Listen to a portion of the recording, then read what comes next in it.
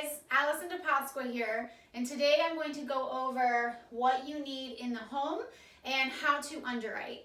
I think there's some great videos out there on the in-home process, how to pull out the client's why, how to make sure that you get that sale. So I'm not going to repeat that. There's already some great tools, but I do have a lot of new agents that come in and they want to know the technical side. What do I need to print and how am I going to underwrite and use those sheets in the home, okay? Step one, FFL playbook. You're gonna go to this website. It's very simple. Things to print. Print it all, okay? That's what you're gonna use. Now, how to underwrite in the home. I'm gonna go over how to put everything together at the end and just some side notes of what you're gonna bring. But the underwriting process. When I enter a home, I personally like to get to a table as quick as I can, all right? So I do a little rapport, not much. I like to get to that table. I want to get this started. I like to start with credibility, okay? That is this sheet right here. I find that when they see all the carriers, I personally like to start and tell them that I am there to make sure that their family's protected so that when they pass, no burden is left behind. I do tell them that I'm a field underwriter, so I have access to about 15 A-rated carriers. My job is to find their need. Based on their need, I can then show them the best option out there, all right? So I do like to set up the appointment with credibility. This is your credibility worksheet. Go in everything, you know, I do mortgage protection, life insurance, future income planning. And once they see these names, I find that once I show this to them, a lot of them will look and point out and go, oh, I had Gerber, or, you know, they know America or AIG. So it's great to start off that you're a field underwriter and you have access to these carriers. After the credibility worksheet, the next thing that you are going to use in the home is your client worksheet, okay? It's very important to be thorough on this worksheet. Looks like this. Again, something that you are going to print off the site. I have already at this point, I've gone through just a few minutes of talking to the client. I do like to ask questions because, again, you want to avoid objections before they happen, right? And great tools, great videos out there that talk specifically about that. But when it gets to this client worksheet, I have already set up the appointment at this point. So I have told them who I am, I'm a field underwriter. My job is now to take them through the process, okay? I'm gonna ask them a few health questions, a few financial questions, and based on those answers, it's gonna allow me to find the best option out there for them. I don't like the word quote. I don't use it. I talk in terms of options, okay? So now they know. She's going to be using a worksheet. She's going to be asking me questions. It's expected. It makes you more professional. And based on their answers, you will be able to meet their need best with the best option, with the best carrier for that situation. Very simple, guys. Go through the worksheet and be thorough about it. You're going to ask, what are they renting? Do they own a home? I mean, this is information that you need to know to do your best underwriting and to find their need, because your job is to find their need and fill it, okay? I do tell new agents, when you're not focused on the sale, but you're focused on finding that client's need, the sale will follow and you will make more sales, okay? You're going to go through, their name, their age, occupation, monthly income. There's some great videos on financial inventory. Watch those. You want to be thorough. You want to know what they have. If you run out of things to say, ask another question, okay?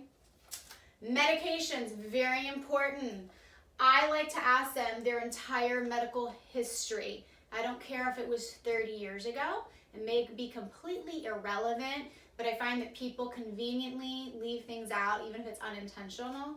So what I will do is I go through and I ask their medical conditions. I want to know all their medications. I ask right away, can I please see a list or the bottles? Okay, I want to see and know what they're taking. I also ask when it comes to their medications, if there's anything that they've been on in the past year that the doctor has since taken them off. okay, because you may find something in there. Very thorough with their medications, write it all down. I ask about their surgeries, their family history, they smoke or non-smoker, any medical conditions in the past. You want to know about that because you need that to underwrite. You'll go through all these questions, guys. This question to me is very important. You're going to see down, 401k, stocks, bonds, mutual funds. I phrase this question as, what do you have that currently acts as life insurance? And then I give them examples of 401k, IRA, mutual funds, stocks, anything that will pay out when you pass. Now, a couple of reasons that I ask this question. You need to know what they have, right? You need to know what they have in order to know what they need. But if you don't ask this question, you're going to miss a lot of annuity opportunities, or they're going to come back if they don't like the pricing and say, well, I have an old 401k that can cover my burial. Okay, so I ask right away what they have. I note that in my head because after I have made the sale on this, I come back to that question and I ask how much of that can they afford to lose, and I go into a few more questions, and then I set up an appointment to come back to go over a possible, annuity, okay? So ask what they have. Sometimes I'll have people and they go, listen, I have a 401k. I'll go, okay, that's perfect. I'll find out how much is in there, and I'll say, I'm assuming that's for your retirement, correct? Now I've assigned that off. That's not something they can come back and say, I can use this for burial, because they already told me they're going to use it for retirement, all right? So be thorough on your sheet. Do you have any existing life insurance, work, or otherwise? The minute they tell me yes, I do not move past that question until I have that policy information, okay? Again, you will lose a lot of sales if you are not thorough. What I usually phrase when they tell me they have life insurance, my response is very simple. That's perfect. Can you please go grab that policy for me? It'll save me about 20 minutes in underwriting questions, okay? They're not threatened. They don't know what you're looking for.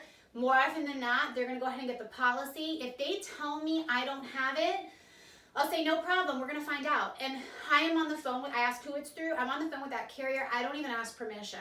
Remember, you're setting up the appointment. You're in charge. You're the one with the license.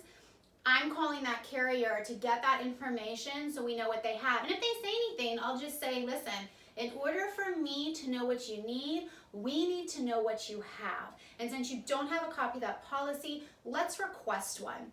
And they appreciate that.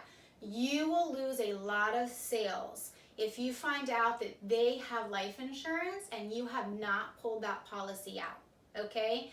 Because you're going to find that maybe, they're not in a good situation. They may be on a term policy. There's so many things you could find, and it's possible you could put them in a better situation, or you could add something in addition to, okay?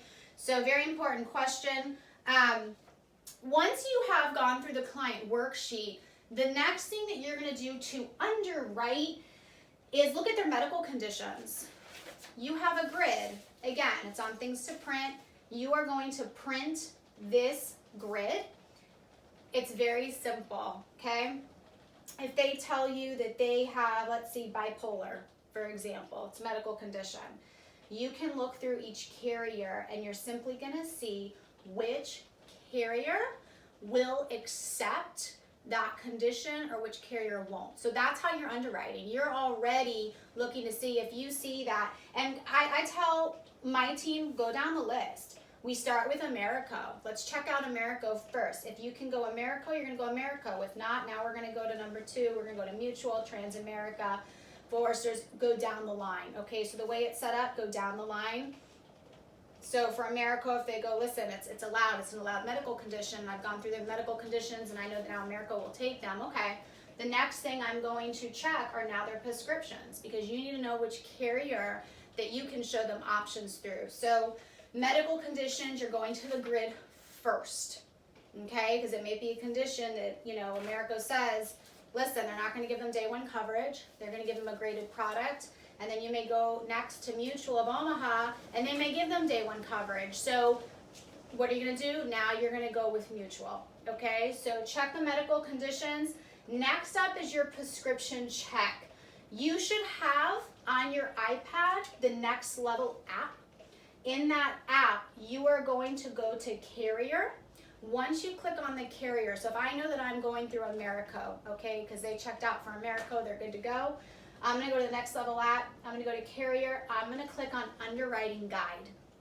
Under there, you're going to find a link to check their prescription. So that's step 2. After medical conditions, you're now going to go check all their prescriptions, okay? Go through their prescriptions. You may see that America is not going to take them based on a prescription, so now you're going to go to your next option, all right? So that's going to help you do your field underwriting so you have an idea of which carrier is going to accept that client. From there, and like I said, I don't like the word quote. I do like to use options. But once I know that, okay, I think they're going to be, good with Americo, for example, I'll turn around and I tell them, my job is to try and get them approved, okay? This is an approval process. I wish I had the final say, but I don't. Based on what they're telling me, I think the best option for them is whatever carrier that may be. I will tell them a little bit about that carrier and why I believe that's the best option for them. And then what I'll do is I set it up. I say, listen, we are going to find what makes sense for you. You pick an option, then I'm going to have you grab your driver's license and avoided check, and I'm going to do my best to get you approved, okay? I personally like to show people 3 options. You are going to go to your quoting tools. Again, Next Level app. You should have that app on your iPad. Click on the carrier. Right next to underwriting guide, they have quotes. Very simple. Pull up the quote, run the numbers.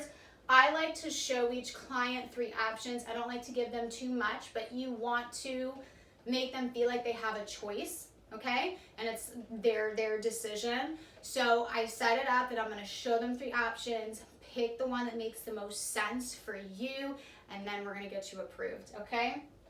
After I've shown them and they've picked an option, now I'm going to go through the e-application. I ask them to grab their driver's license and avoided check. Again, Next Level app, click on the carrier you're using. Now you're going to click e-application. It's going to take you to that agent portal. You're going to log in and you're going to start your e-app. Okay, so very simple, guys. How you're going to underwrite: credibility sheet, client worksheet, be thorough. From then, you're going to check the medical conditions on the grid. From there, you're going to check the prescriptions on the underwriting guide in the Next Level app. You're going to quote them out, start an e-application. All right, couple notes, okay? At the very end, once, what I like to leave with them, okay? Brochures, folders on what they have. So I'm going to come over here to a couple notes as you're going into the home. What should you wear? Casual. I wear jeans and a black shirt. I made the mistake of dressing up my first day, and people want to relate to you. You're not a salesperson. You're not a telemarketer, and you need to get on their level, and they need to feel comfortable with you. The best advice I think that was given to me that I can give a new agent is be yourself. Be yourself and care. The moment that you start to care and they feel and know that, that's when they start to trust you. They buy you. They know they need the insurance, but who they're going to buy from totally depends on the agent, okay? If they buy you, they're going to buy that policy. So dress casual, keep it casual, get on their level. I walk in, I ask them to take my shoes off. Sometimes I'll just take them off, and I get down to just be a real person with them and somebody that truly cares and is truly trying to put them in the best position. I like to carry a binder, so this is what I carry. For me, throw it over my shoulder. I like it. To me, it's not intimidating. I think you should organize a binder, okay? So get everything that you need to print. I don't know if you can open mine up, but I have my insurance carrier list, my agent numbers. I have all my worksheets in here, pens, paper, my badge, business cards, brochures, and folders. So at the end of an appointment, I will leave them with whatever carrier. Like if I sold an AmeriCo policy, I'm gonna leave them with an AmeriCo folder and a brochure, my business card, and I write down information. I write down their policy number. I write down how much coverage they have, when that payment's gonna be withdrawn, the premium that they're paying. I write everything down. I make sure they have everything they need so they feel taken care of. These are free. Call the carriers once you get contracted. Ask them to send you the brochures, paper apps, and folders, and you're good to go. I do like to carry my badge like this. Simple. Print it out. Put it in here. I do give my state ID number when I'm booking appointments, so sometimes it will have people that look to compare. So again, just gives you more credibility. And that, guys, is an overview of what you need in the home.